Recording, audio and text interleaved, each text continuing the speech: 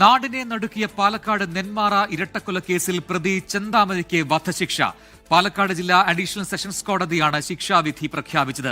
Case അപൂർവങ്ങളിൽ അപൂർവമെന്ന് judge Kenneth George നിരീക്ഷിച്ചു. അർഹിച്ച ശിക്ഷ പ്രതിക്ക് ലഭിച്ചെന്ന് കൊല്ലപ്പെട്ട സുധാകരന്റെ മക്കൾ പ്രതികരിച്ചു. സുധാകരന്റെ ഇളയ മകൾക്ക് സർക്കാർ ജോലി നൽകണമെന്ന് വിധിന്യായത്തിൽ പരാമർശമുണ്ട്. ഇതിലൊന്നിൽ യാതൊരു വിശ്വാസവും വേണ്ട. ഒരിക്കലും ഇതൊന്നും നടക്കാനും പോകില്ല. എല്ലാവർക്കും ഓർമ്മയാണ് ഗോവിന്ദച്ചാമി എന്ന് പറയുന്ന ആളെ തൂക്കിക്കൊല്ലാൻ വിധിച്ചിട്ട് എത്ര വർഷമായി. അദ്ദേഹം ജയിലിൽ ആയിരുന്നപ്പോൾ ഉള്ള ഫോട്ടോയാണിത്.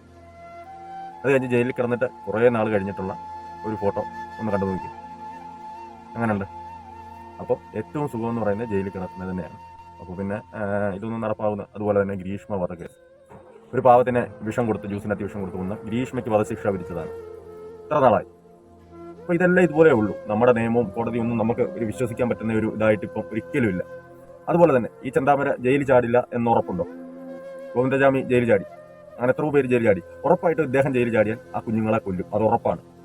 എന്തിനാണ് ഇത്രയും കൊലപാതകം ചെയ്ത ഇവനെയൊക്കെ ജീവനോട് വെച്ചിരുന്നത്? വധശിക്ഷ വിധിച്ചു കഴിഞ്ഞാൽ അപ്പോഴേ നടപ്പാക്കണം. ഒരാഴ്ചക്കുള്ളിൽ അത് നടപ്പാക്കണം.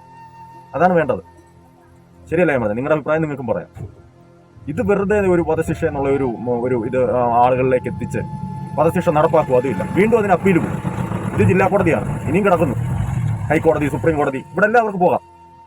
ഒരിക്കലും ഈ കുഞ്ഞുങ്ങൾക്ക് നീതി കിട്ടുമെന്ന് എനിക്ക് തോന്നുന്നില്ല. അങ്ങനെ കിട്ടാൻ സാധ്യതയില്ല. ഇതുവരെയുള്ള കാര്യം വെച്ച് നോക്കുമ്പോൾ അതിന് സാധ്യതയില്ല. നമ്മുടെ നിയമം അങ്ങനെയാണ്. നമ്മുടെ നിയമം എത്രയും പെട്ടെന്ന് പൊളിച്ചെഴുതണം. എല്ലാ വീഡിയോയിലും ഞാൻ പറയുന്ന കാര്യമാണ്. ഇരയ്ക്ക് നീതി കിട്ടണം. വധശിക്ഷയ്ക്ക് വിധിച്ചാൽ വധിച്ചിരിക്കണം.